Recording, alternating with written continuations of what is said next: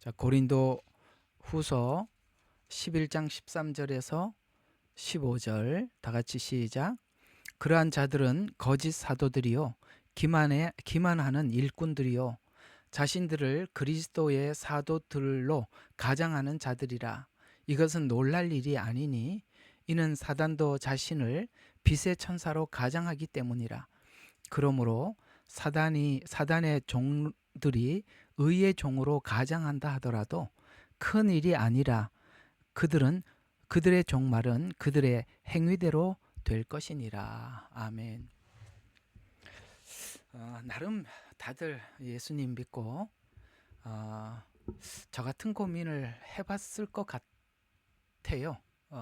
제가 했던 예수님 믿고 난 이후에 가졌던 고민이 무엇이었냐면, 뭐 저희 가정에는 예수 믿는 분들이 아무도 안 계시니까 뭐 예수 믿는 모델이 예를 들어서 뭐 변질된 모델 혹은 진짜 변화된 모델, 같은 변이지만 좀 다르죠. 질과 변화는 다르니까 그런 걸 본 적이 없으니까 그저 성경을 통해서 예수님을 믿으면 우리 인생에 이런 변화가 있구나라고 파악할 수 있었던 것이 그러니까 사복음서에 나타났던 제자들의 모습과 사도행전에 나타나 있는 변화된, 그러니까 변질이 아니에요. 변화된 사도들의 모습, 그 둘을 비교를 하면서 그렇구나. 우리가 예수님 믿기 전에 죄인이었고 또 예수님을 따라다녀도 복음을 모르니까 그저 자기 한자리 하려고 하고, 당신의 나라가 임하거든 나는 뭐 좌측에 나는 우측에 앉아 주십시오. 어머니가 가서 부탁을 하지 않나. 떡 세상 사람들하고 똑같잖아요. 치맛바람처럼. 어, 그렇구나. 이게 복음을 모르니까 그렇구나. 근데 언젠가 하나님께서 그 사도들에게 부활하셔서 복음으로 만나 주시고 난 이후에 사도행전에 나타나 있는 사도들의 모습은 이 예수 믿고 변화된 사람들이 이런 변화가 있구나. 사도들뿐만 아니라 그 초대교회 그 모습들을 보면 정말 그 은혜로 회개하고 또 이웃을 내 몸처럼 사랑하고 이런 모습을 보면서 이게 이렇게 될 수밖에 없겠구나. 우리는 정말 그 삶의 방향성이 철저하게 바뀌어질 수밖에 없는 것이 주님과의 만남이구나. 저는 이렇게 성경을 통해서 보고 나니까 되게 이상한 거예요. 그때부터 뭐가 이상하기 시작했냐면, 야, 이상하다. 이분들이 예수를 믿으면 믿을수록 그러니까 예수 믿어서 시간이 지날수록 변화된 모습이 보이는 게 아니라 이상하게 변질돼 가는 모습을 제가 너무 많이 보게, 목회하면서도 그게 보이고요. 그리고 너무 이상한 거예요. 이 사도행전에 보였던 이 주님을 만난 사람들과 너무 다른 거예요. 그래서 이게 두 가지 중에 하나 문제가 있다, 이런 생각을 하게 됐습니다. 그 이제 제 생각이에요. 두 가지 중에 하나가 문제가 있다. 하나는 분명히 지금 전하고 있는 복음이 거짓 복음이거나 변질된 복음이든지, 아니면 사람들의 성품이 악하든지, 둘 중에 하나다. 이건 이렇게 복음을 듣고 이렇게 가만히 있을 수는 없다. 여러분 다들 그런 경험들을 했겠지만 예수님 믿고 우리가 가만히 있을 수 없잖아요. 분명히 변화된 증거들이 있어야 정상이고, 그런데 이게 왜 이렇게 변화가 되지 않고 변질이 될까? 그러니까 이런 궁금증을 참 오랫동안 처음부터 가졌었고, 목회를 하면서도 이 의문에 대해서 저도 끊임없이 가져왔었습니다. 그런데 저는 이제 국내에서도 목회를 했지만, 그러니까 이거저거 다니면서 뭐 조선족 사역도 했고 한족 사역도 했고 중국인들 사역을 했지 않습니까? 그 조선족 사역과 한족 사역이 조금 차이점이 뭐였었냐면, 우리 한인들하고 차이가 뭐였었냐면, 우리 한인들은 대략적으로 기독교 역사가 중국보다는 오래됐습니다. 한동안 중국은 아예 복음이 전해지지 않은 상태였기 때문에, 물론 복음은 우리보다 훨씬 일찍 들어왔지만 국가적 정책으로 인해서 이 복음이 전해지지 않았었어요. 그래서 제가 목양을 했던 그 우리 조선족 성도들이나 우리 학교 학생들은, 저 한족 학생들이죠. 중국인들은 당대에 예수 믿는 사람이 대부분이었습니다. 뭐 2, 3대 거의 없었어요. 뭐 정말 어쩌다 한두 명 있었으면 있었지. 그래서 부모님하고도, 부모님 세대는 예수를 안 믿었어요. 그러니까 자기 당대에 와서 예수님을 믿고 은혜 받고 학교로 온 케이스가 많았습니다. 우리 조선족들도 대부분이 그렇습니다. 제가 있던 그곳에서 예수님을 만났고 저희 교회에 와서 예수님을 만난 분들이 대부분이었어요. 근데 이분들에게는 변질된 복음이 아니라, 저는 제 복음에 대해서 굉장히 자부심이 있습니다. 하나님께서 복음을 열어주셨고 제가 전하는 이 복음은 정확히 사도들이 전했던 그 초대 교회 복음 그 자체입니다. 이건 뭐 가치를 여러분들이 어떻게 생각하실지는 몰라도 그렇습니다. 근데 제가 이 복음을 전했을 때 우리 조선족 자매들 정말 변화된 모습 봤습니다. 저는 그때 그 변화됐던 우리 조선족 자매들의 그걸 잊을 수가 없습니다. 아, 그렇지. 복음은 이런 능력이 있는 거야. 당연히 이렇게 하나님을 알지 못했던 사람들이 하나님 안에 들어오니까 그 성경대로 변해가더라고요. 중국에서도 제가 학교를 하면서 우리 한족들, 중국인들이잖아요. 그들도 조금 전에 말씀드린 것처럼 당대의 복음을 제가 전한 거거든요. 그들이 그때 이제 예수님 믿고 온 친구들인데, 어쨌거나 뭐 약간의 그 어떤 중국 어떤 사회주의 영향 때문에 조금 약간의 어떤 변형된 거는 있어도, 그러나 진정성 있는 사람들은 진짜 변했었습니다. 그래, 저는 그래서 중국인들과 함께 사역을 하면서 제 마음속에 확고하게 느껴졌던 게, 아, 그래, 진정한 복음은 정말 사람들을 변화시키는 능력이 있구나. 성경이 맞구나. 제가 실제 체험을 하고 눈으로 본 사람이에요. 제가 목양을 하면서 제 교인들을 봤으니까요. 다른 교인을 본 게 아니라 저희 교인들을 봤고, 이것이 순수한 복음이었기 때문에 사람들에게 이렇게 변화를 가져올 수 있었구나. 근데 사실 오늘 조금 이 잔소리로 시작하는 것 같지만, 우리 한국 교회는 이 복음이 들어온 지 사실 3, 4대 되는 분들도 많습니다. 근데 이렇게 힘들 수가 없어요. 근데 지금 고민을 하고 생각을 너무 많이 해보고 있는데, 이 도대체 어디서부터 무슨 문제일까? 제가 이 부분은 저는 좀 깊고 깊게 많이 씨름을 해왔습니다. 왜냐하면 이 복음은 분명히 복음을 접해보지 않건, 타복음을 접해보지 않았던 사람들은 다 이 복음 안에서 변화된 걸 제가 눈으로 봤거든요. 근데 이상하게도 죄송합니다. 이게 다 우리 코리안, 우리 한국 분들이 모여 있는데 여기서는 이게 안 돼요. 이게 도대체 무슨 일인지 너무 이상한. 그럼 내가 아까 말씀드린 거 둘 중에 하나인 거예요. 하나는 여러분들이 변질된 복음을 들었던지, 아니면 우리의 마음이 강팍하든지, 민족성이 강팍하든지. 근데 민족성이 강팍하더라도 중국도 나름 민족성의 문제가 많거든요. 그렇지만 그들은 그걸 극복해 가는 걸 봤습니다. 전 봤어요. 그렇다면 이건 민족성의 문제도 아니요, 분명히 이 복음에는 변질된 복음이구나라는 생각을 떨칠 수가 없었습니다. 지금까지. 지금도 의심스럽습니다. 너무 이상해요. 왜냐하면 안 들었던 사람들은 듣고 분명히 변화가 됐는데, 이미 들었던 사람들은 이렇게 깨트리기가 힘들다면 이 뭔가 변형된 잘못된 복음이 심어져 있구나. 참 안타까운 이야기입니다. 우리 민족에. 도대체 그러다 보니까 한국 교회사를 자꾸 더듬어 생각해 볼 수밖에 없어요. 한국 교회사. 처음에 어떤 복음이 들어왔고 그 사이에 어떤 과정을 거쳐서 변질돼 왔나.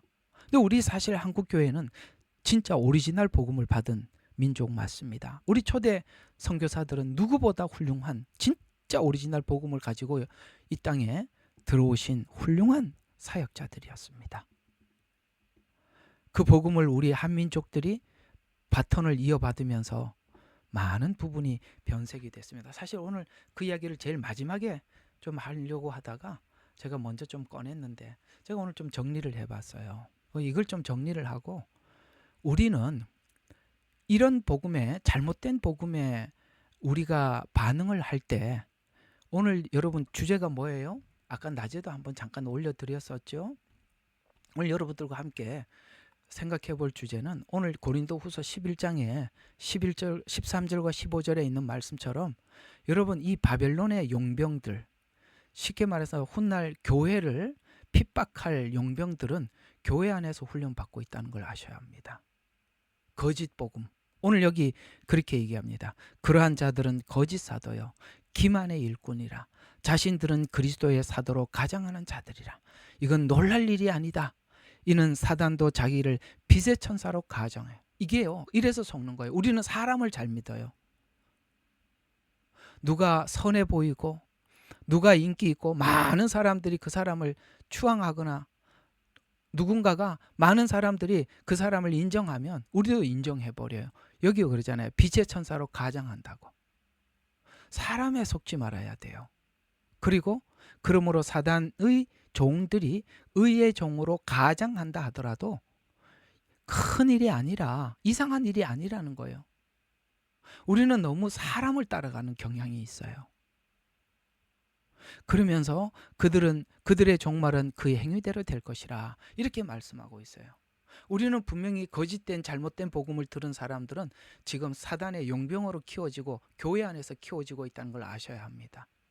그래서 제가 좀 이렇게 자료들을 찾다가 이런 자료가 하나가 있어서 우리 한국교회와 그 사도들의 복음 사이에 우리 한국교회는 어떤 그 성경이 제시하고 있는 복음의 그 본질과 어떤 부분에 좀 차이가 있어 보이는가라는 부분을 이렇게 찾다가 보니까 몇 가지를 이렇게 지적을 하는 게 있어서 이걸 좀 지적을 하면서 우리가 지금 제가 이런 이야기를 여러분들에 드리고는 이유는 뭐냐면 사실 제가 이렇게 이 사역을 여러분들과 함께 하면서 참 어렵고 힘든 게 뭐냐면 임시는 몰랐던 복음을 여러분들이 만나서 되게 좋아하고 기뻐하고 막 마음에 도전을 받고 제가 그런 걸 참 많이 보긴 하는데 어떤 상황이 되면 여기서 획 돌아가는 사람들을 너무 많이 봤습니다. 그건 사단이 오랫동안 여러분들도 모르는 사이에 깊고 깊게 뿌리 내려 있는 변질된 어떤 변형된 것들이 있어요. 거기에 딱 만나면 정확하게 부딪히는데 그때 겸손하지 않으면 필연적으로 사단에게 쓰임받게 되는 것입니다. 이걸 한번 오늘은 좀 짚고 넘어가야 될 필요가 있을 것 같아요. 제가 이 말을 안 하면 후회를 할 것 같아서 그렇습니다.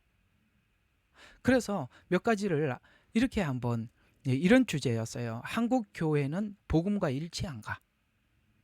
성경에 말하는 복음 그대로 일치한가? 설교와 성경 공부나 모든 것에서 과연 복음과 일치한 것을 하고 있는가? 혹은 그 열매는 초대교회와 같은 열매인가?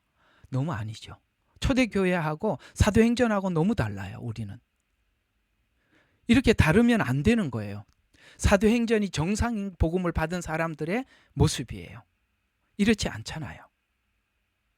그래서 한번 생각해보세요. 그러면 어떤 부분에 문제가 있냐라고 복음에서 어떤 차이가 있었냐. 처음에 있던 이 사도들의 복음은 십자가 복음이었어요. 그리고 회개의 복음이었습니다. 그리고 오직 그들은 부활을 전하는데 생명을 다했습니다. 자기 인생을 불태웠습니다. 맞아요. 불태웠습니다. 오직 어디를 가서 말을 해도 오직 십자가 복음이었고 회개를 외쳤고 주님의 부활 다시 오심을 외쳤습니다. 이것이 이 복음의 완전 기초 중의 기초고 이걸 전하라고 교회를 세운 거거든요.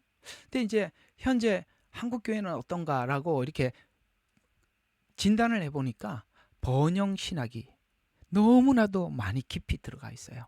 번영 신학. 번영 신학 뭔지 아시죠? 그게 어느 날 이상한 내 영혼이 잘 되고 범사가 잘 되고 강건하기를 내가 간구하노라. 이걸 참 이상하게 쓰는 바람에 그게 모두에게 쭉 퍼져서 너무나도 이 번영신학, 성공신학, 예수 믿어서 승리주의라고 그러죠. 예수 믿는 사람들이 승리하고 공부를 잘하고 요직을 차지해서 그 요직에 서서 사람들에게 뻔때 있게 보여줘야 한다. 예수를 잘 믿었더니 이렇더라. 예수를 잘 믿었더니 성적도 잘 나오고 잘 풀려서 유학도 갔다 오고 진급도 잘 시키고 봐라 예수 잘 믿으니까 성공하지 않냐. 이런 것이 성공주의거든요. 그 다음에 자기개발. 성경을 보고 제가 자꾸 큐티 뭐라 그런다 그러지만 큐티가 자꾸 자기개발 쪽으로만 보는 거예요. 아, 이런 문제가 있구나. 성경은 뭐라고 대답했나. 너무나도 자기 위주로 성경을 본다는 거예요. 십자가 복음이 아니에요. 그건 약간의 여러분들의 유익은 줄 수 있어요. 제가 그걸 논하는 게 아니에요. 그런 거 가지고 자꾸 따지지 마세요. 아니요. 십자가 복음은 처음부터 끝까지 전부 다 십자가로 연결을 시켜야 되는 것입니다. 자기개발 맞는 것 같지요. 그런 게 많이 나오기 때문에 그래요. 그러나 자기개발은 아닙니다. 심리학 이런 걸 가지고 상담 심리 이쪽이에요. 메시지들이 너무나도 이쪽으로 치중해 있다는 거예요. 성공, 번영, 자기개발, 심리 유행을 타더라고요. 이것도 어느 때는 어느 쯤은 번영과 성공을 쭉 설명을 하다가 어느 날은 여기에 자기개발 가지고 또 설교를 하게. 그게 또 지겨우니까 또 심리 쪽으로 해가지고 또 그거 가지고 또 하더라고요. 이렇게 이게 분명히 복음이 이런 건 복음이 아닌데 보세요. 지금 사도들이 전했던 복음과 강단에서 지금 전해지고 있는 이런 주제들은 과연 같습니까? 전혀 아무 상관이 없는 겁니다. 이러니 이게 뭔가 문제가 많은 거죠. 그 다음에 구원의 본질에도 그렇습니다. 사도들은 이 구원의 본질에 대해서 이렇게 얘기를 했어요. 우리가 은혜로 죄사함을 받아. 제가 지금 계속 로마서 하는 얘기가 그 얘기잖아요. 우리가 은혜로 죄사함을 받아서 하나님이 원하시는 거룩하고 변화된 삶, 변질이 아니라 변화된 삶을 하나님이 그걸 원하신다. 이게 성화의 포커스지 않습니까? 앞에는 십자가 복음이 칭의라면 성화의 복음은 변화예요. 거룩한 삶이에요. 근데 이쪽보다는 우리는 어느 쪽으로만 많이 치중이 되어 있냐면 하나님의 용서만 치중이 되어 있어요. 성화는 관심 밖이에요. 용서받아서 예수 믿어서 용서받아 천국 가자. 성화는 빠져버리고 없다니까요. 거룩은 없다고요. 그러니까 분명히 왜 거룩을 빼놓을 수밖에 없을까요? 십자가 복음이 빠졌는데 어떻게 거룩을 설명할 수 있겠으며 말할 수 있겠어요? 그건 설명을 할 수가 없는 거예요. 십자가 복음이 빠지면 이 거룩한 삶을 사람들에게 설명할 길이 없는 거예요. 주님 가신 길 우리도 가는 거잖아요. 제자의 도에서도 그렇습니다. 우리가 예수님을 믿으면 제자의 도가 있는 거예요. 사도들의 복음은 제자의 도가 아주 단순했어요. 자기를 부인하고 자기 십자가를 지고 가는 거라고 그렇게 강조해왔고 오직 자기들의 삶도 정말 자기 부인이었고 자기 십자가를 지고 자기 평생을 살았습니다.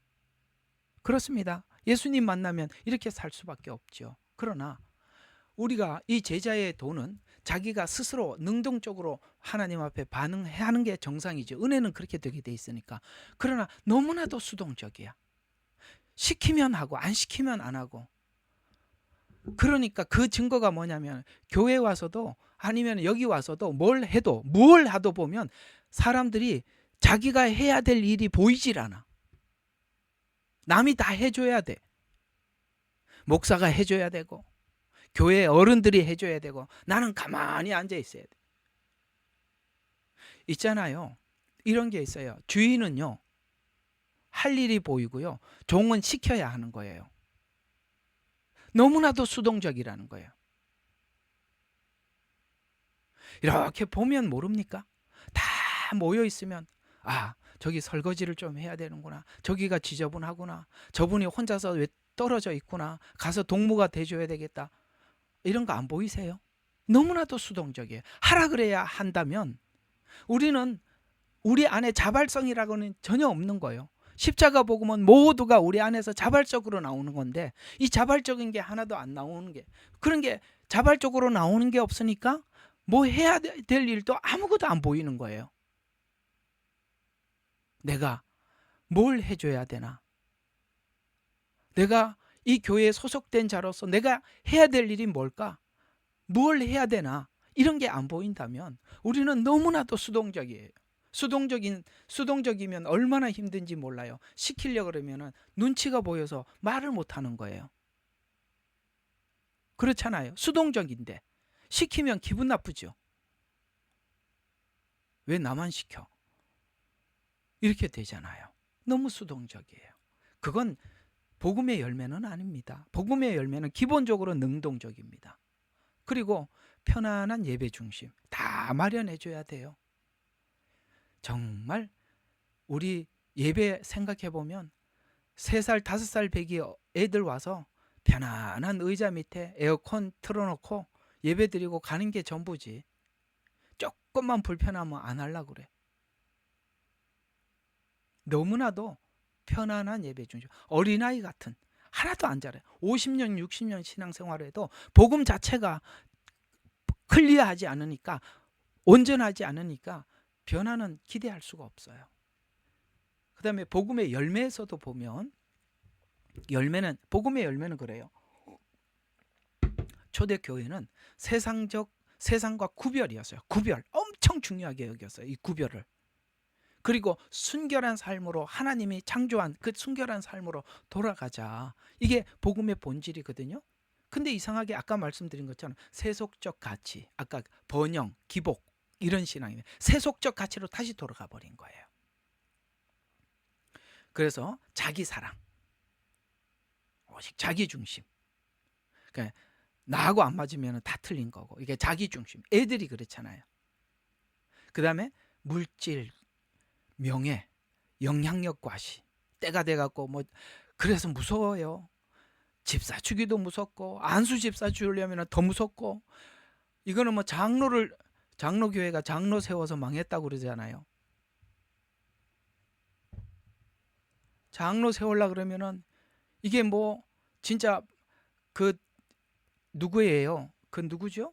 그 저기 엘리야 보고 예후에게 기름을 부어 이스라엘 왕이 되게 하고 하사엘에게 기름을 부어 아람 왕이 되라. 아니 그 하사엘 기름 부어봐야 훗날 이스라엘을 멸망시키는데 동원할 왕인데 그걸 뻔히 알면서 꼭 요새는 장로 세우는 게 하사엘에게 기름 붓는 것 같아. 저 사람인데 죽을 줄 알면서 안 주면 안 되니까 주는 거예요. 그래서 적당히 합의하는 거예요. 그게 무슨 교회예요? 예? 복음을 제대로 서로 전하고 받았더라면 그런 현상은 있을 수가 없는 일인데. 그 다음에 교회 공동체도 그렇습니다. 사도행전에 보세요. 그들은 모였어요. 날마다 모였어요. 그 모이는 자체가 너무 기뻤어요. 그리고 나누었어요. 그리고 사람들의 어려움에 고난에 함께 동참해 줬어요. 이게 진짜 열매거든요. 복음의 열매예요. 이웃에게 나타나는, 우리 옆에 있는 이웃에게 나타나는 복음의 열매예요. 그리고 그 사도들을 정말 믿어줬어요. 그 권위를 믿어줬고 사도들의 치리에 누구나 복종했어요. 요즘은 사도들이 전부 다 사도야. 이게 뭔가 열매가 잘못된 거는 이게 뭔가가 잘못됐다는 거예요. 우리 한번 근본부터 따져보자는 거예요. 이거를 내가 한번 이야기를 하고 시작해야 될 것 같아요. 또 하나 정체성의 문제. 그 다음에 현재는 어떠냐? 소비자적 문화예요. 경쟁적 확장 선교. 자랑이죠. 어디 가면은 우리 언제나 그런 이야기도 할 건 해야 돼요. 문 앞에다 쫙 붙여놔요. 선교사, 파송 선교사 몇 명. 저기 주보에다가도 막 이름 막 수북이 적어놓고 내가 선교사니까 그런 거 더 잘 알죠. 그런 거 다 뭐냐? 영향력을 과시하고 자기를 사랑하고 자기 교회를 자기 명예 이런 것들 거기에 너무 빠져야 돼. 이거 보세요. 이게 하나님 열매가 이럴 수는 없지요. 소비자적 경쟁적 확장과 분열. 우리가 가지고 있는 약점이 항상 분열한다는 거야. 이게 참 큰 어려움이에요. 나누어지고 또 나누어지고 또 갈라지고 또 갈라지고 뭐 하나 하면 갈라지고 뭐 하나 하면 갈라지고 뭘 하지를 못해. 하면 갈라지니까 뭘 얘기를 꺼내지를 못해. 그건 하나님이 세운 리더를 믿지 못해서 그러는 거예요. 어쩔 수 없습니다. 중심축이 있어야 되는 거거든요. 모두의 축은 될 수는 없잖아요. 하나님이 기뻐하는 리더가 되어야 되고 하나님이 기뻐한다면 나하고 좀 다르더라도 우리가 함께 가야 되지 않겠어요? 그 다음에 정체성 문제예요. 사도는 청직이라고 생각하고 살았어요. 맞지요? 사도들은요 절대 자기가 주인이라고 생각하지 않았어요. 하나님의 복음을 맡은 일꾼이라고 말을, 어디를 봐도 일꾼이라고 말하지 내가 주인이라고 어디서 그런 말을 했겠어요. 그리고 자기에게 주어진 이 사역을 감당하기 위해서 끊임없이 순례했습니다. 춥고 덥고 멀고 그런 거 상관 안 했어요. 그냥 했다고요. 이유 없음. 순례자로 살았다고요. 전도자의 삶을 위해서 자기의 모든 삶을 아까 처음 말씀드린 불태웠다고요. 희생했다고요. 따지지 않았다는 거예요. 수많은 사람들을 만났어요. 성경을 보면 서신서 끝에 보면 누구는 나에게 이렇게 했고 누구는 나에게 이렇게 했고 그는 이렇게 조심해라. 그런 사람들도 만났고 그런 사람들도 케어하고 갔대요. 입맛에 따라 골라서 선택하지 않고 별의별 사람 다 만났다는 거예요. 희생이 기본 골자였다고요. 그러나 현재는 어떻습니까? 청직이라고 생각합니까? 아니요. 주인이라고 생각해요. 나는 이 교회 창립자다. 나는 이 교회 몇 년이다. 내가는 몇 대째다. 주인이라고 생각한단 말이에요. 이런 것들이 그러니까 이렇게 되면 성경은 항상 그러니 열매를 보면 나무를 안다고 그랬잖아요. 열매를 살짝 바꿔 끼울 수는 없어요. 열매는 그 나무가 무슨 나무인지를 증명하는 거예요. 지금 제가 이렇게 쭉 나열했던 현재라는 요 부분들에 보면 지금 현재 이런 열매들은 복음이 낳는 열매는 아니잖아요. 맞나요? 이건 절대 복음이 낳은 열매는 아니에요. 세상에 있는 공동체와 세상에 있는 회사 운영하는 사람들도 이러지는 않아요.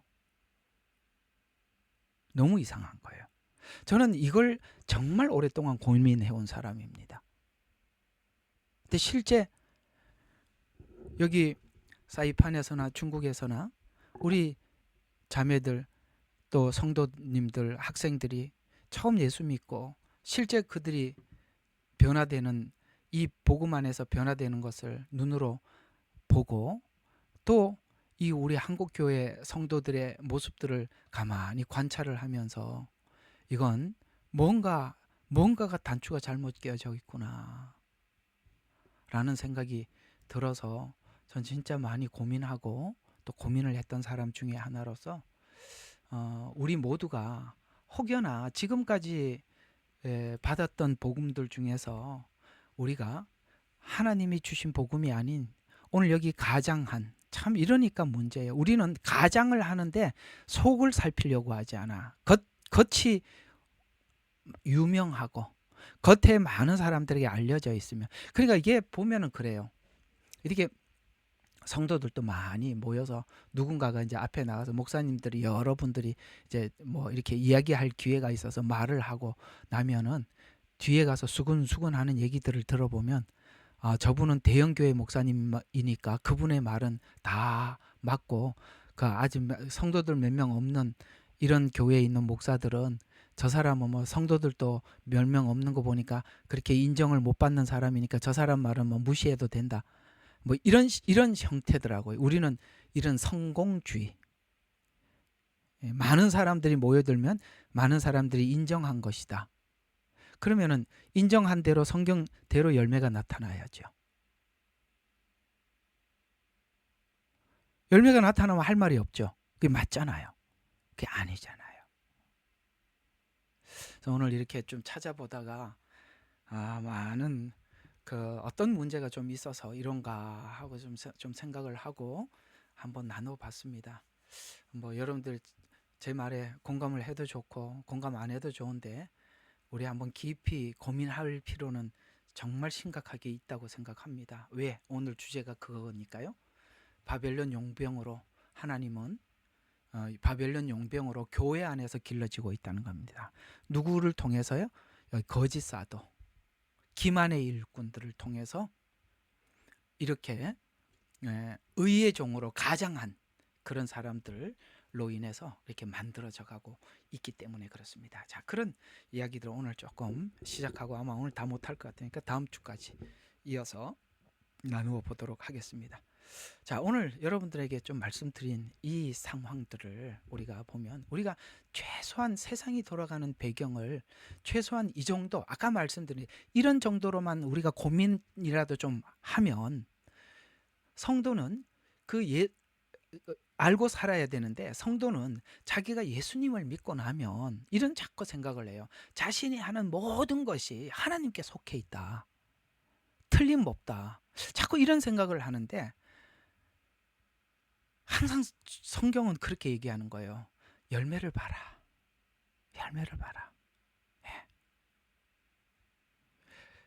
열매가 사과나무를 심으면 아주 뭐 충실한 사과가 열매가 맺든지 아니면은 쪼그라져 가지고 뭐 엉터리 같은 뭐 조그만한 뭐 베베 꼬여 갖고 하든지 사과여야 된다. 제 말은 사과여야 되잖아. 이게 품질이 좋고 나쁜 거는 그 두 번째 이야기. 그거는 딴 이야기고 맞잖아요. 사과면 사과나무가 나와야 정상이잖아. 근데 자기는 복음이라고 생각하고 살았는데 복음의 열매가 전혀 다른 거잖아. 그 예수님이 그랬잖아요. 어찌 가시나무에서 아이고 성경 구절이 기억이 뻗떡 안 나네. 무슨 열매를 따겠으며 이렇게 하잖아요. 그렇잖아요. 그럴 수 없다는 거죠. 그걸 우리는 한번 이런 고민을 진짜 진지하게 해봐야 돼요. 내가 배우면 배울수록 변질되어 가는지, 배우면 배울수록 예수님 안에서 거룩하게 변화되어 가는지, 그게 열매니까. 자신이 하는 모든 일이 하나님의 일이라고, 내가 예수님 안에 속해 있으면 다 하나님의 일이라고 이렇게 착각하는 그 착각이 정말 심각해요. 그런 걸 자꾸 옹호해주고 인정해주고 그러거든요. 그러면 안 되는데 성경은 우리에게 경고하고 있어요. 놀랍게도 음녀는 교회 안에서 길러진 이 바벨론의 용병 세력들이 교회 안에서 길러진답니다. 이는 짐승에게 권세를 주어 이렇게 길러진 이 용병들이 정치 세력들에게 용병들이 그 짐승에게 쉽게 말해서 정치인들에게 힘을 실어준대요. 지금 보세요. 교회가 가짜 정부를 세우잖아요. 우리는 지금 눈으로 보고 있는 겁니다. 요한계시록 얘기 그대로예요. 그래서 놀랍게도 음녀는 교회 안에서 길러진 바벨론 세력의 용병이 되고 이들은 짐승에게 권세를 주어서 하나님과 하나님의 백성들, 진짜 참 복음을 가진 하나님의 백성들을 대적하는 자로 일어나게 된다는 원리로 요한계시록은 짐승과 음녀의 관계를 설명해 주고 있었다는 거예요. 우리에게 알려주고 있었던 거예요. 근데 우리가 교회 안에 있는데 음녀가 기르는 세력으로 자랄 수 있다는 걸 부인해서는 안 된다 이 말이에요. 그러니까 내 열매를 계속 봐야 되는 거예요. 확인해 봐야 되는 거예요. 이 일에 자신도 동조자가 될 수 있다는 것을 우리는 사실 생각도 못 해봤는데 우리는 상상해 볼 필요가 있는 것입니다. 열매가 아니라면. 그러나 성경은 분명히 매우 분명하게 경고하고 있습니다. 요한계시록 17장 3절에 보면 짐승을 탄 여자라고 이야기하고 있습니다. 짐승을 탔다라는 것은 정치 세력을 힘입어 하나님의 백성을 핍박한다는 거예요. 정치 세력을 힘입어. 아시겠어요? 누구를 핍박한다니까? 같은 음료도 종교의 세력이에요. 종교 세력. 그런데 하나님의 백성들, 참 백성들을 고통스럽게 한다는 거예요. 그래서 짐승을 탄 여자가 세상 밖에서 온 자가 아니라, 바깥에서 온 자가 아니라 하나님을 알고 말씀을 알고 예배를 드리고 아까 말씀드린 변질된 복을 구하고 아까 그런 체제들. 희한하게 우리나라는 이 교회가 정상적으로 하나님의 사고를 해야 되는데 이상한 마르크스적 사고를 하는 신자들이 너무 많아. 이거는 복음이 변질된 거예요. 그래서 복을 구하며 살던 도중에 일어난다는 경고는 이게 바로, 잘 들어요.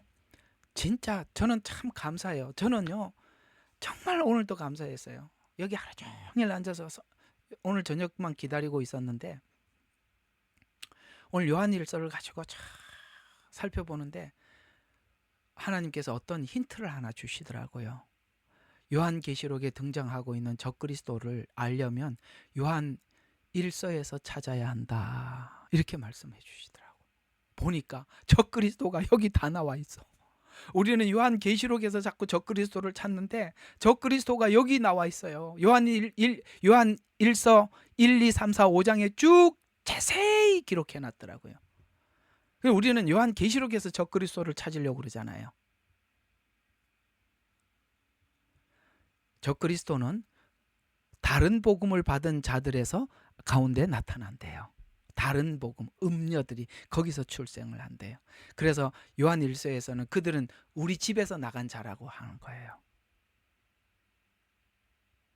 그 얘기가 요한일서에 쭉 설명이 되어 있는데 요한일서를 내용을 깊이 있게 다루어서 적그리스도 출현이 어디에서 시작되었는지 출처를 잘 설명해 주고 있어요. 오늘 이번 주 토요일 성경 공부 때 이 부분을 조금 더 다루기도 하겠습니다만 오늘 조금 그 근본만 이렇게 방향만 한번 잡아 보면 이렇게 이야기가 들어가고 있습니다. 자, 한번 봅시다.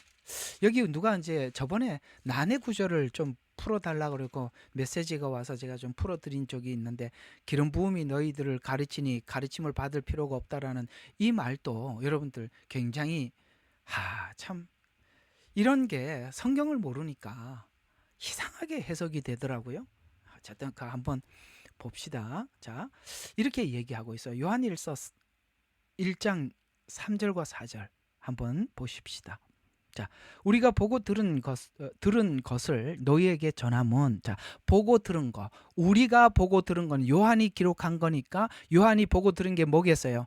예수님에 관한 얘기잖아요. 살면서 함께 살았고 그분이 죽는 걸 보았고 부활한 걸 보고 다 본 거, 자기가 보고 들은 것을 너희에게 전함은, 자, 너희도 우리와 교제를 가지려는 것이니, 자 봐요.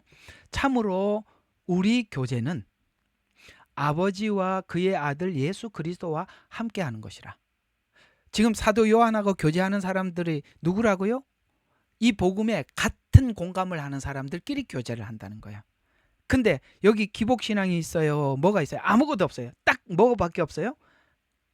아버지와 그의 아들 예수 그리스도와 함께 하는 것이다. 이 이야기가, 이 주제가 이 복음에서 일치를 하니까 교제를 한다는 거예요. 그 다음에 우리가 너희에게 이것을 쓰면 너희 기쁨이 충만하게 하려는 것이라. 요한일서가 지금 하고 싶은 이야기가 뭐냐? 6절을 계속 좀 보면 뭐 5절 빼지 말고 그냥 쭉 이어서 봅시다. 그러므로 우리가 그에 관해서 듣고, 여기서 말하는 우리라고 말하는 거 요한과 지금 요한의 말을 듣는 그들 같이 이제 묶었어요. 이제 교제하러 왔어요. 근데 이제 우리 묶었어요. 그래서 우리가 그에 관해서 듣고 너희에게 전한 말은 이것이니 곧 하나님은 빛이시요 그분 안에는 어둠이 전혀 없다는 사실이라. 없다는 것이라. 만일 우리가, 자 이제 여기서 만일이 들어가니까, 만약에 너하고 나하고 말이 안 통한다면 이런 얘기가 되는 겁니다. 자, 만일 우리가 하나님과 교제가 있다면서 어두움 가운데 행하면 우리가 거짓말하는 것이고 진리를 행하지 않는 것이다. 여기서부터 갈라진대요. 우리 모두 다 예수님에 관한 이야기를 하고 있어요. 내가 말하는 예수와 당신이 말하는 예수가 다르다면 요한과 그들은 교제를 할 수 없는 겁니다. 내가 가지고 있는 복음과 당신이 말하고 있는 복음의 강조점은 다를 수 있어요. 그러나 그 예수님이 뭔가가 어긋난 전혀 다른 사람의 이야기, 이게 말이 안 통한다면, 예를 들어서 우리가 어떤 그 좌편향적 사고를 가지고 있는 사람들이 이해하고 있는 예수님은 사회 개혁가, 우리는 그 사람들하고 얘기를 할 수가 없는 거예요. 어떻게 예수님이 사회 개혁자입니까? 우리 영혼의 구원자지요.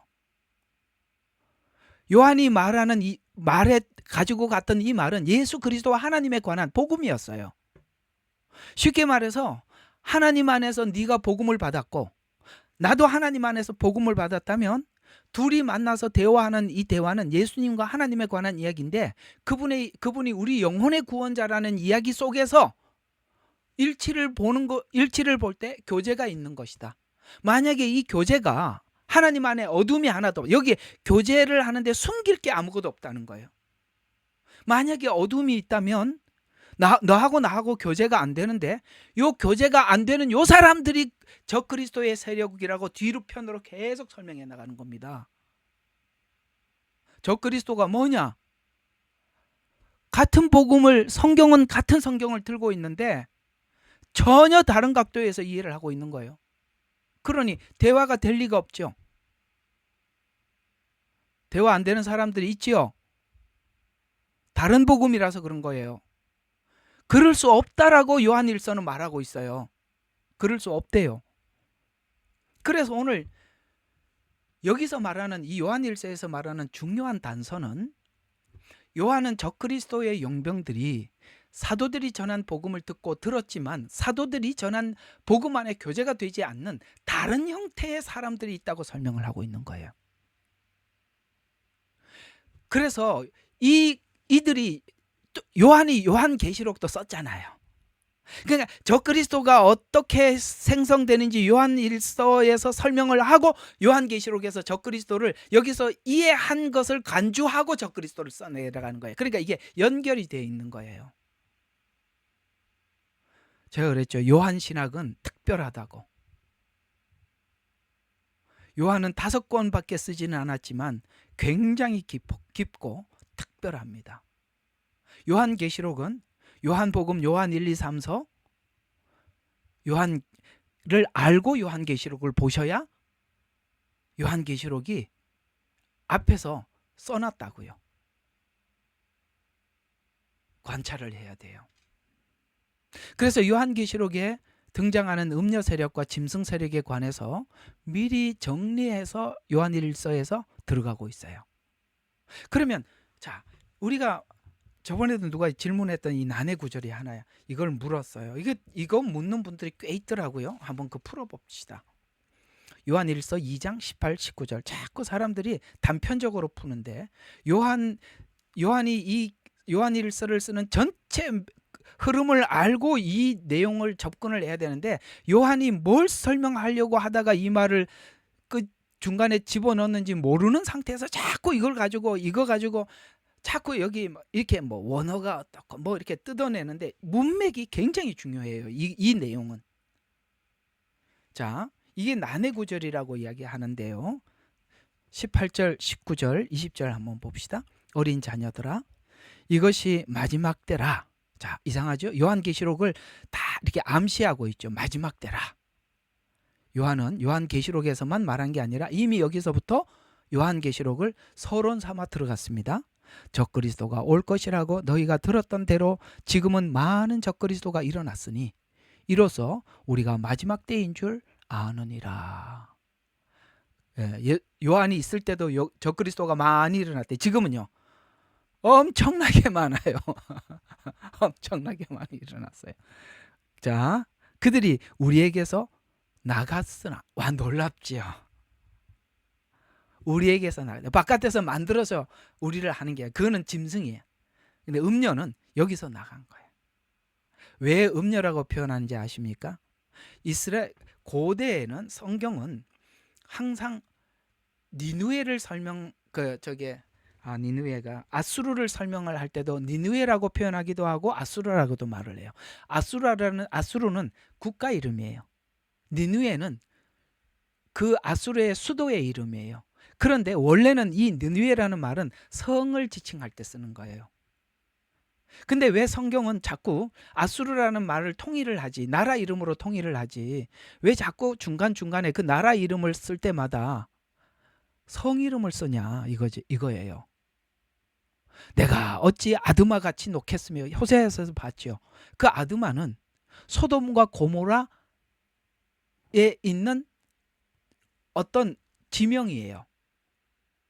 근데 성경은 대부분 아드마라는 말을 거의 쓰지 않아요. 국가 이름을 쓰지 않고 어디를, 소돔과 고모라. 근데 우리는 성이라는 거 알고 있잖아요. 이스라엘 이렇게 쓰다가 하나님은 뭐라고 이야기해요? 예루살렘이라는 말을 많이 써요. 왜 성 이름을 자꾸 쓰느냐면 이 성이란 여성 명사로서 집에 가면 애들을 누가 키워요? 엄마가 키워요? 아빠가 키워요? 아빠는 돈만 벌어다 주지. 엄마가 키우잖아. 그래서 여성 명사를 쓰는 이유는 그 많은 사람들이 성 안에 여성의 그 돌봄, 가정을 돌보는 듯이 그 성 안에서 돌봄을 받는다는 차원에서 성이라는 이름을 여성 명사로 그렇게 많이 쓰는 거예요.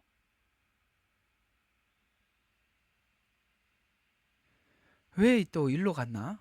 뭘 설명을 하려고 그러다 그것도 푹 빠져. 이렇게 설계하면 안 된다, 이런 이야기입니다. 뭔 설명을 하다 어쩌다 그게 얘기가 좀 깊어 들어갔는데 한쪽 그게 중요한 게 아니까 좀 봅시다. 자, 우리에게서 나갔으나 우리에게 속하지 아니하였나니, 꼭 기억하십시오. 그들도 교회라는 이름을 붙이고 있다는 겁니다. 우리에게서 나갔어요. 그러면서 만일 그들이 우리에게 속하였더라면, 이제 이렇게 이야기죠. 만약에 우리에게 속했더라면, 하나님이 정말 답을 주고 있는 거죠. 속했더라면 분명히 우리와 계속 함께 했을 것이나, 그 우리는 누굴까요? 지금 사도가 요한이 전하고 있는 그 순수한 진짜 복음, 계속 이게 우리하고 같이 있었을 텐데, 이런 얘기죠. 그러니까 여러분들이 대화하고 이 복음을 나눌 때 다른 이해를 가지고 있는 사람은 우리가 깊이 고민을 해볼 필요가 있다는 거예요. 왜? 여기서 만일 뭐라고요? 어디 갔어요? 아까 금방 읽었던 만일이 우리가 속하지 분명히 계속 함께 있었을 것이며 그들이 나감으로써 그들 모두가 우리에게 속하지 아니하염을 나타냈느니라. 그리고 뭐라고 얘기냐? 그러나 자, 이게 이제 이 말을 하고 기름 부음이 나오는 거예요. 너희에게는 거룩하신 분으로부터 기름 부음이 있으니 너희가 모든 것을 아느니라. 요걸 가지고 누가 이제 이걸 가지고 이제 어떻게 악용을 하느냐면 이렇게 쓰더라는 거예요. 기름 부음이란 하나님이 직접 가르쳐 준다는 거예요. 이게 고라 자손의 반역에서 나오잖아요. 야, 하나님이 모세와 함께 하더냐? 우리들 중에서도 함께 하더라. 우리한테도 가르쳐 주더라. 이래갖고 그걸 하나님이 뭐라고 얘기했어요? 반역이라고 딱지를 붙였어요. 반역이래요. 그러면 여기 기름 부음, 나 당신한테 배울 필요 없어. 하나님 기름 부음이 다 가르친대. 그러면 그 고라 자손 이야기는 뭐예요? 똑같은 맥이잖아요. 이게 무슨 이야기냐면, 자, 제가 여기다 좀 적어놨어요. 그 교재를 보세요. 어디 갔나? 예, 기름 부음 21절 여기서부터 제가 이렇게 밑에 내려놓을게요. 자, 기름 부음이란 성령님께서 알려주신 예수님에 관한 말씀이 너희가 알고 있었던 것과 요한이 본인 서신에 차이가 없다, 이런 뜻이에요. 여러분에게도 하나님께서 찾아오셔서 복음을 가르쳐 주시고 열어주셨어요. 제게도 복음을 열어주셨어요. 우리는 만난 적이 없어요. 함께 배운 적이 없어요. 이런 예가 어디서 나오느냐면 바울이 다메섹에서 예수님을 만나서 사도로 부름을 받았죠. 나머지 사도들은 예수님을 따라다니면서 복음을 듣고 보고 배웠어요. 그런데 바울은 예수님과 함께 따라다니면서 배우지는 않았어요.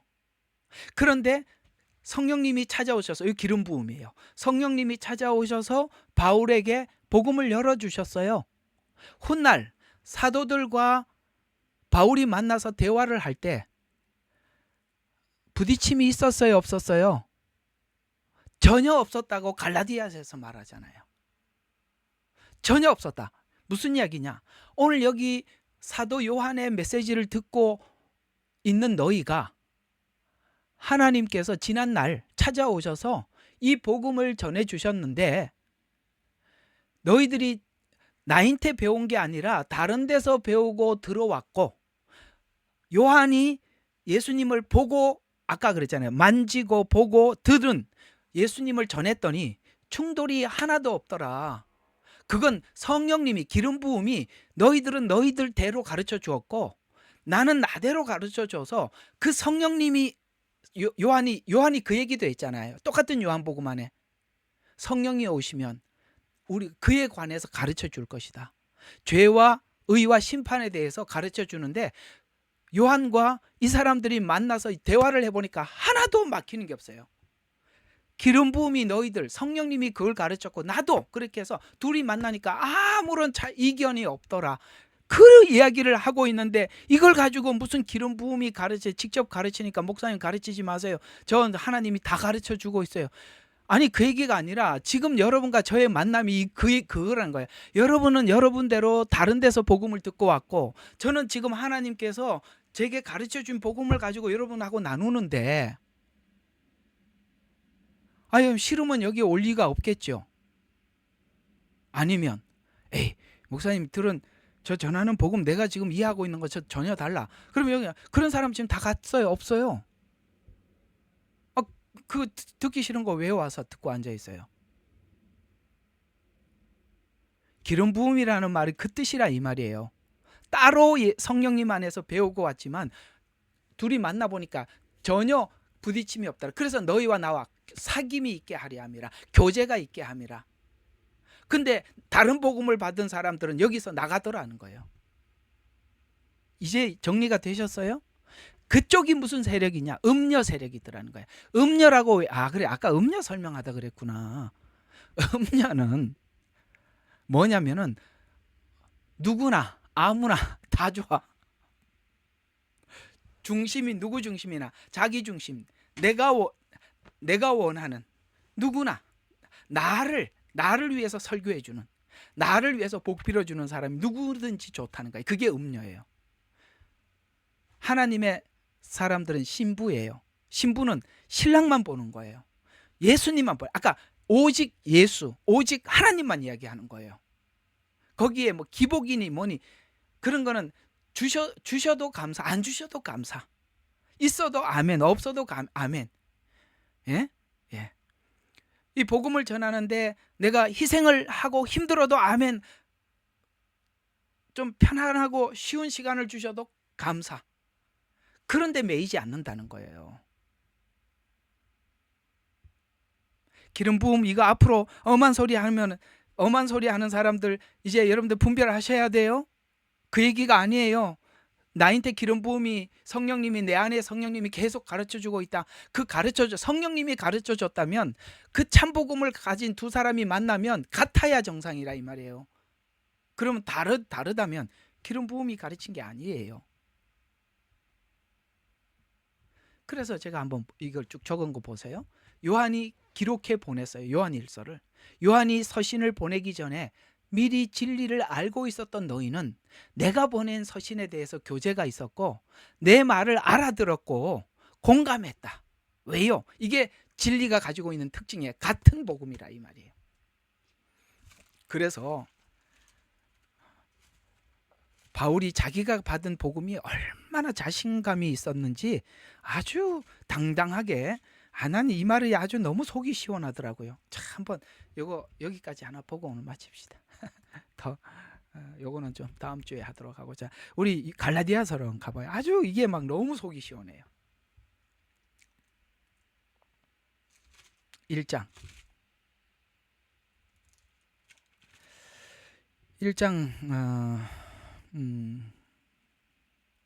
12절부터 쭉 보겠습니다.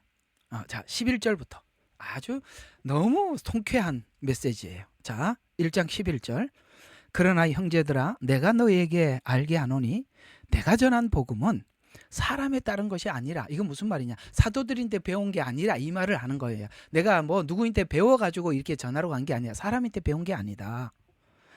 나는 그것을 사람에게 받지도 않았고 배우지도 않았으며 오직 예수 그리스도의 계시를 통해서 배웠다. 아까 기름 부음이 가르쳤다 이 말이에요.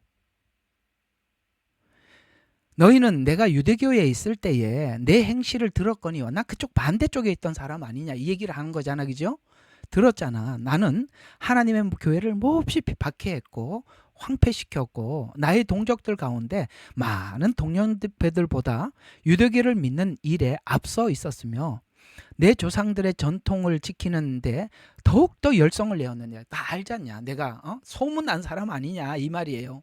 예? 하나 복음의 반대쪽에서 소문난 사람이 아니냐. 그러나 나의 어머니 태로부터 나를 선별하시고 그의 은혜로 나를 부르신 하나님께서 나로 하여금 이방인 가운데 그를 전파하도록 내 안에 그의 아들을 계시하기를 기뻐하셨을 때에 내가, 잘 봐요, 즉시 혈과 육에 의논하지 아니하고 나보다 먼저 된 사도가 사도된 자들을 만나려고 예루살렘에 올라가지도 아니하고, 안 했대요. 혈과 육에게 의논도 안 하고 그걸 이게 복음이 뭔지 사도들인데 배우러 가지도 않았대요. 그 말이에요. 누구인데 안 배웠다 이 얘기하고 있잖아요. 지금 전적으로 뭘 이야기하고 있어요? 오늘 이야기 아까 요한일서대로 기름 부음에 의해서 성령님에 의해서 지금 배웠다 이 얘기를 계속 반론하는 거예요. 난 누구인데 배운 복음이 아니다 이 얘기하는 거예요. 사람인데 안 배웠다. 그리고 다만 아라비아로 가서 다마스커스로 돌아가는, 아라비아 가서 뭐 했어요? 예수님 앞에 훈련을 받고 거기서 복음을 하나님께서 가르쳐 주신 겁니다. 쉽게 말해서 아까 기름 부음이 가르치고 있는 거예요. 성령님께서. 그리고 나서 3년 후 베드로를 보고자, 다 배우고 난 데서 베드로를 보고자 예루살렘까지 올라갔는데 그와 함께 15일간을 지내서 같이 15일간 보냈대요. 주의 아우 야고보 외에는 다른 사도들을 만나보지도 못했다. 이 무슨 말이야? 나 거기 가서 만났더라면 그 사람들인데 배웠을 텐데 나 거기 가서 사도들 만나고 15일 동안 베드로하고 교제하고 야고보 둘밖에 못 봤는데 15일 동안 배운 게 아니라 교제하고 왔다는 얘기라는. 근데 이 말을 왜 하는 거죠? 그들과 대화를 해보니까 하나도 다르지 않더라. 이걸 말하고 싶은 거예요. 안 다르더라. 보라, 이제 내가 너희에게 쓰는 것은 하나님 앞에서 거짓말하는 것이 아니니라. 그 후에 내가 시리아와 길리기아 지방으로 갔었느니라. 그러나 그리스도 안에 있는 유대 교회들에게 얼굴로 알려지지 아니하고 다만 그들이 들었던 것은 전에 우리를 박해한 그가 한때 파괴시킨 그 믿음을 이제 전파한다. 바울이 변했다. 아까 변질이 아니라 변화됐다는 걸 전했다 이 말이에요. 그들이 내 안에 계신 하나님께 영광을 돌렸느니라. 와, 하나님이 바울을 변화시켰다니 이런 얘기잖아요. 이거 얼마나 멋진 이야기예요. 아주 나 이게 통쾌해 보여요. 자, 오늘 이야기를 이렇게 한번 정리를 하고 끝을 내죠. 여러분, 오늘은 이 복음의 귀함과 가치에 대해서 좀 이야기를 해보고 싶습니다. 여러분들이 들었던 그 복음, 제게 듣는 복음이 같나요? 그 이야기 맞지요? 여러분들이 그 이야기가 아니면 우리 함께 가기 힘들어요.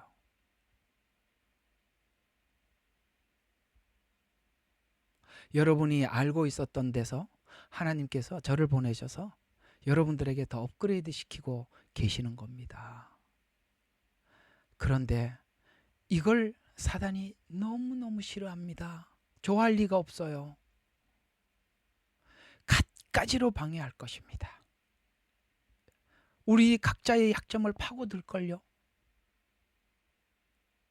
명예심, 자존심, 자기가 알고 있는 지식, 뭐든 각자가 가지고 있는 약점을 파고들 것입니다. 조심하셔야 합니다. 자, 오늘은 여러분들과 함께 사도들의 복음과 우리가 지금 현재 상황의 이 복음의 문제가 왜 성경대로 사람들이 변화되지 않는가? 그건 분명히 그 나무가 아니다. 그 복음이 아니다. 오늘 여러분과 함께 읽어보았던 고린도후서 11장에 참 놀랍지요. 그러한 자들은 거짓 사도들이요 기만의 일꾼이요 자신들은 그리스도의 사도로 가장하는 자들이라. 이건 놀랄 일이 아니다. 이는 사단도 자신을 빛의 천사로 가장하기 때문이라. 사단의 종들도 더 의의 종처럼 가장한답니다. 가장. 아주 가장의 위선의 달인입니다. 저는 여러분들이 주님 오셨을 때 여기 있는 뭐 한 분도 빠지지 않고 다 주님 앞에 서는 거, 그거 외에는 아무것도, 우리 예레미야 눈물은 그거 이외에는 아무것도 기대하는 게 없습니다. 저도 우리 김 집사님하고 얘기 들어보면, 우리 사모님하고도 얘기 들어보면 우리가 그게 전부예요. 아무것도 없어요. 이 순수하고 변질되지 않은 이 복음 우리 함께 나누고, 그 나누는 속에 우리에게 눈물도 있겠죠. 아쉬움도 있을 것이고 한숨도 있을 겁니다.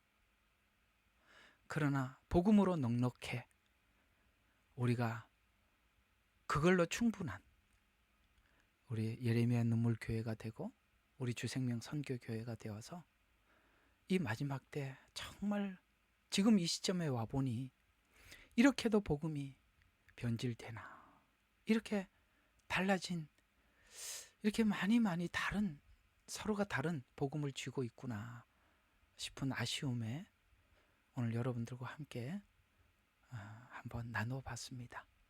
여러분에게도 도전이 되는 메시지가 되셨으면 합니다. 기도하고 마치죠. 하나님, 그렇습니다. 오늘 요한이 말한 걸 귀담아 눈여겨보게 해주시고 이 충고와 경고들을 가볍게 여기지 말게 해주시옵소서. 적그리스도는 교회 안에서 준비되고 있고 심판도 교회 안에서부터 시작하는 것입니다.